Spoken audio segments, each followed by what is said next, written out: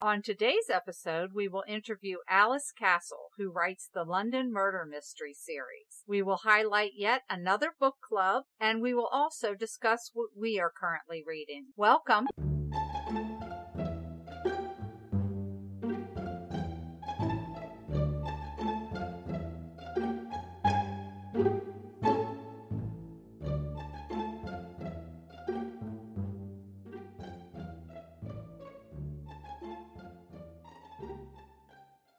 We should just sing the song ourselves.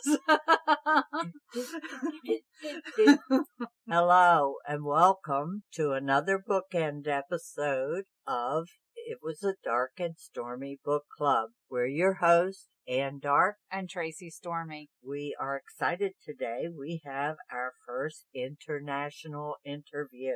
Across the pond. Yes, we talked to Alice Castle, who is writer of the London Murder Mysteries. So let's get started. Alice Castle lives in South London with her 2 children, 2 stepchildren, 2 cats, and her husband. She was a feature writer on the Daily Express for many years and has written for most other national newspapers. She has a degree in modern history from St. Andrews University and is the British Royal Expert for Flemish TV. We welcome Alice Castle. I see your books are sort of in a little circle around London, in the London area. Right. My husband is from England. Oh, okay.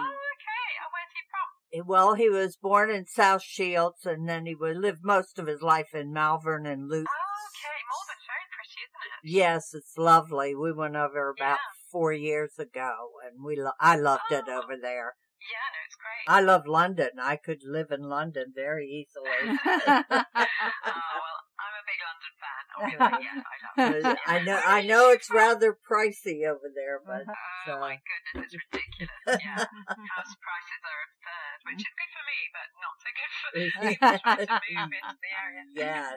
Which bits of the States are you from, in fact? We're from Maryland, right near Washington, D.C. Okay. Have you ever been to the U.S.? I have, yeah. My brother lives in San Diego.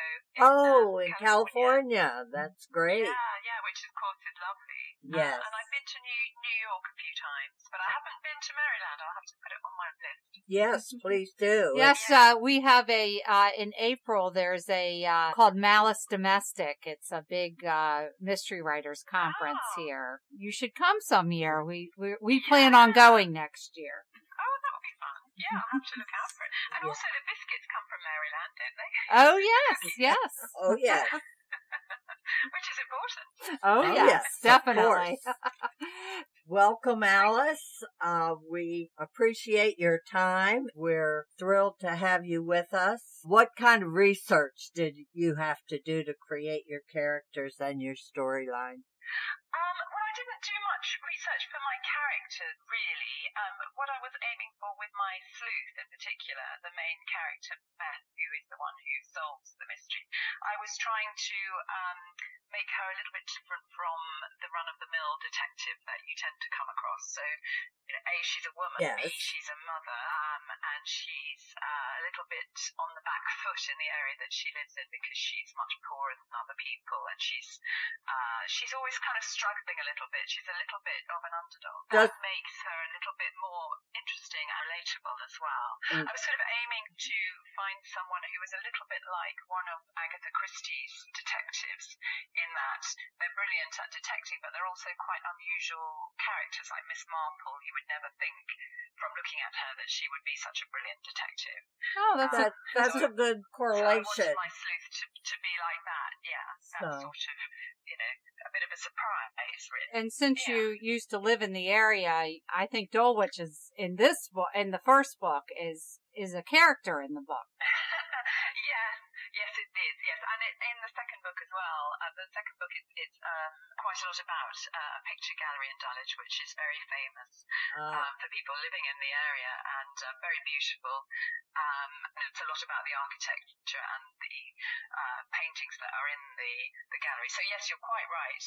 Dulwich is a character in the books, and I think that sense of play is really important. I always really love reading detective novels set in certain places. So I'm thinking about things like Stugraft Amazing Alphabet series. Oh, yes. Yes. Which I loved, which were all set in San Diego. So sad that she's died. Yeah. Yes, and she didn't get to finish her series. But she put in her last statement she didn't want a Z book. She didn't want it to continue after she passed. Oh, okay. But they were really great loved her books, They though. were fantastic. And they're very set in that area, aren't they? You feel it, you're walking along the streets with Definitely. I've never been there, and I definitely got the sense of the area. After reading this book, next time we go to England, I'm definitely going to make a trip to Dolly. Well, if you come, then let me know, and I'll come and take you around, because I've been doing that for a few friends who don't know Dolly. Okay. Wonderful. Awesome.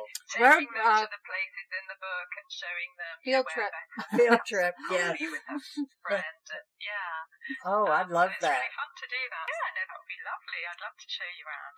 Oh, thank you. Alice, we actually have a lot of beginning or first-time writers that listen to us, and since we tend to focus on writers who are not yet household names, do you have any advice, or could you talk about the process of how you got your first book published? Yeah, sure.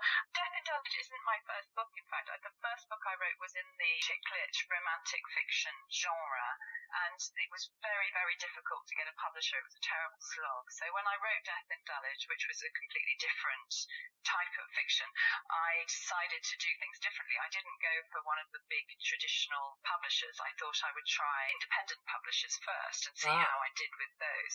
So I approached 3 different publishers, and one turned out to be a vanity publisher who wanted my money, so I thought, no thank you. The second one said no thank you very much, which was fine. And then the third one decided to publish, and that's the publishers that I'm still with, Crooked Cat. Wow, that's fantastic. great. So I think I was very, very lucky to get somewhere on my third go, so Well, I'm lucky for that. it shows you have some talent, or they wouldn't have picked you up. Thank you. And you're perseverant. Well, you definitely have to persevere as a writer. I would definitely say to anybody starting out, keep going. You get a lot of rejection, and you just have to sort of toughen up. Yeah. And it happens to all be rejected, like J.K. Rowling, and She was they've a been lot. turned down. So never take it personally. Right. There's always going to be someone who likes it at the end. If Right. you keep your fingers crossed long enough. Now, what do you read in your spare time? Well, I do love whodunits. They're my main. Mine too. My main kind of distraction, yeah. They are just the best. But I have been reading a little bit of non-fiction recently, which is quite unusual for me. I'm reading, at the moment, the book I'm reading is called Young, Fair and Down. I And haven't it's heard by of that someone one. called Gareth Russell. And it's about Catherine Howard, who was one of the wives of Henry VIII. Oh, And I would whodunit in a definitely. way. That It's sounds really good. interesting, very, very interesting about her downfall. And it is a whodunit. It's all about who and why brought her down, and the ins and outs of all the intrigue at court and so on. And of course, you've got a terrible kind of sinister figure at the centre of it, who was Henry VIII, basically psychopathic, misogynistic killer. Yeah. So, That sounds Very interesting. interesting read. It sounds It's a interesting. good one. Historical mysteries are my favorite, and even this sounds right up my alley. I'll have to check that out. Oh, yeah. Yeah, no, he's great. And have you read any C.J. Sandham? He's really good on historical whodunits. What was the last name? You would love him. It's C.J. Sansom. Oh. I think things like Dissolution and Revelation, and I think there are 6 altogether. Oh, I will Out in definitely October. check those Really out. looking for. They're all about the cop Henry VIII. Oh. And they start really good. I would highly recommend. Great, Oh, great. great. Definitely worth a go. Oh. And then I'm next for my book group. I have to read a book about Van Gogh's ear and why he cut it off, and you've done it as well in a way. Oh, It's another okay. non-fiction book. Yeah. So, So that will be intriguing. So now you mentioned, so you have a book coming out soon, correct? I do. Yes, that's right. Yes, Calamity in Camberwell. It's coming out in August, on the 13th of August, and it's the next book in my series. It's all about one of my sleuth's friends goes missing, and it's all about her. One of her yoga buddies? Hard to try and find out. Not her yoga buddy, thank goodness. That would be terrible. No, It's one of her other friends, who is, a great friend, but she's not quite as central to everything as Katie is. I don't know what Beth would do without her friend Katie. Yes. Now, is there a budding romance between her and Inspector York? Ooh, there is a bit of one. Yes, there is. We haven't read the second book yet, but we plan on it. Okay, I won't tell you anything. But there in the third book, Beth's friends are telling her she needs to start dating again. So there's a lot about dating in it. And there may be something hotting up with Di. I never know. You'll have to read on. We will, definitely. Do you have any upcoming events that you'd like our listeners to know about? Oh, well, that's, I've got quite a few. I'm going to the Hastings Literary Festival in September. And so if anybody wants to come over to England for that would be great. I wish I could. We actually have a lot of listeners in England, too. So yes, we do. Oh, okay. Fantastic. Well, there we are. There's at the Hastings Literary Festival. And I'm giving a talk at Dulwich College in the autumn as well about my books, which should be fun. Is this all on your website? I think all the details should now be up on my website. We'll add all your information to our show notes so people can find you. Oh, that's really kind. Thank you. That's lovely. So I've got a few events coming up. And then in the autumn, I've got another book coming out, which is Homicide in Herne Hill. And Herne Hill's just down the road from Dulwich. So that's next adventure set down there in October, the 3rd of October. That will be out. Very exciting too. So I'm looking forward to that. Great. Now, I noticed your book focused a lot on motherhood, and Beth was very focused on her child in this book. So I assume you're a mother?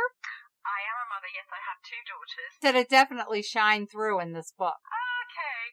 Yeah, well, I thought it would be very interesting to have a detective who was a mother, because it sort of shows that, you can do more than one thing at the same time, as all we women know. We're all great. Absolutely. And that bond is so important. And, as she's a single mother, she wants to show a very good example to her child. Yes. Being kind of feisty and strong and doing the right thing. I like the character of the mother who would do anything to get her son into the prestigious school. So,